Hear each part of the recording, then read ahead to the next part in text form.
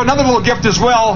Ross Eckert, ladies and gentlemen, the one-man walking tea party, all the way from Beach, North Dakota, by golly, who beginning on June 14th is going to be taking his flag up again and walking all the way to Washington, D.C. You came with some handouts today for the Democrats inside. Tell us what you brought. Well, I brought some constitutions if they want one. I got them out in the van here. I'll tell you, it seems to me they forgot what the oath they took. Protect, defend, and uphold the Constitution against all enemies, foreign and domestic. Me, they stepped on that Constitution last week. They voted for health care. I tell you what, we as a people need to start standing together and upholding that Constitution. I took an oath when I went in the Army. There's a man standing there who gave part of his brain for our country. We all of us have to uphold our Constitution. And I think those in Washington need to do the same thing. We live in the greatest country in the world. I'm going to tell you right now, people of this country will stand up. We will take our country back. Last year, I decided I wasn't going to take sides with Democrats, but after last week, I have to make a stand. I will no longer put up the kind of bull they're putting out up there against the American people who stood up proudly since all last year against this thing, and they still voted it in. And that makes me angry. And I think a lot of Americans are angry right now. We need to stand together. We here, right now I'm talking to the people who are standing up. There are so many more out there that we need to touch. We need to get them involved with this movement. We need to, each of you go home. You talk to your neighbors and your friends. Get down on your knees and beg them if you have to. Get them to stand up with us. Because it's not just us. It's every one of us. Those out there who are stuck in their own little world. They need to wake up. They need to speak their voices too. So, anyway, Scott, God bless you, and I thank you for what you're doing. All the way from Beach, North Dakota for this event, ladies and gentlemen. And soon to be walking all across the country. And Corey, this is more interesting than what's going on inside, because you notice they're watching us? Like we're in a fishbowl, so come on out, join the party. Democratic Party can meet in a phone booth these days. They don't need the Civic Center for crying out loud. Come join the fun. And by the way, these seats are, they're a little wet now, but they're warmed up for you. Earl, Byron, Kent, come on out, have a seat, and hear from the people. One of the great things about this Tea Party movement and the folks that have gone to town halls, I got a big kick out of when the town hall meetings were being hosted, and they were announced that the schedule where they were going to be. I actually got on the radio, and Rob Port put a little tool on his blog and actually said, here's where they are, and here's what time they are, and here's how you get there.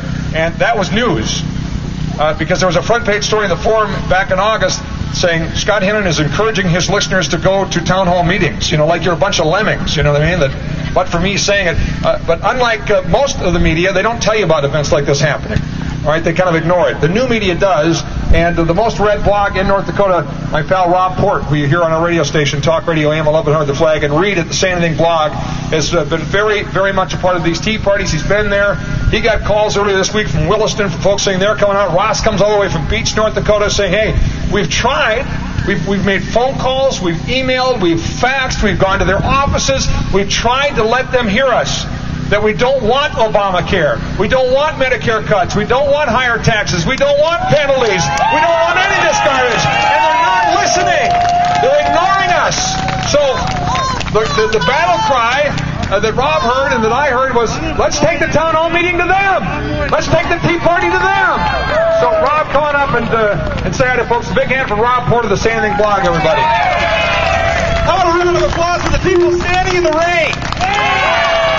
Can you hear us now?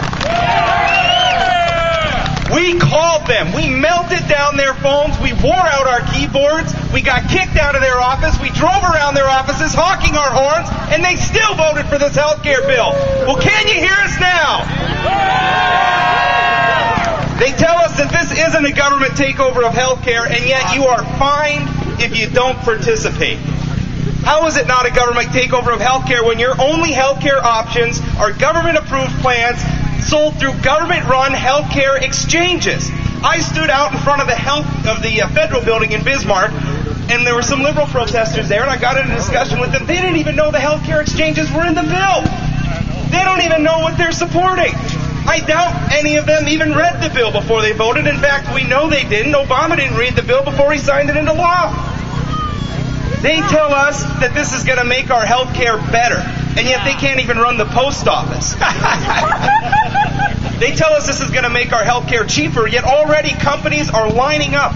AT&T, Caterpillar, John Deere, Verizon, saying this is going to cost us billions of dollars. And you know what's going to happen when those companies are charged billions of dollars for this health care? They're going to fire people. They call this a jobs bill. It's going to put people out of work. And not only that, these businesses are going to have to pass these higher expenses on to you, meaning that as fewer of you have jobs, your lives are going to get more expensive. That's what this health care bill does. And above and beyond that, these companies that are speaking out in the news today, Representative Henry Waxman wants them to come to congressional hearings. That's what happens when you speak out against that bill. That's enough from me. I want to hear from you, ladies and gentlemen. Are you fired up? Are you out here in the rain? Are we going to make enough noise so they hear us inside? Are we going to sweep them out of office? All right. And you know, I was just reading a story I brought along a copy of because it's a story about what they're hoping for inside. And by the way, you know what their response was? What? To you coming here? Hiring security guards. I kid you not. I mean, come on. All they got to do is listen. They don't need security guards. They seriously, all we're asking for them is to open your ears. As that nice sign says right there, start listening. That's all we're asking. Unbelievable. Anyway, here's the story that they're hoping for in there. History suggests there is a better chance that passions over the country's new healthcare regime, that's a good word, isn't it, will cool. History suggests passions will fade. Are you going to forget this? Are you just going to kind of fade into the woodwork between now and November? And are you going to take this? Me either. Now, Rob's out there with a microphone. I have one. I'll go this direction. He'll go that direction. This is about you. They haven't listened to us, have they? They're not far from us right now. Let them hear you. This is your chance to let them hear you. All right?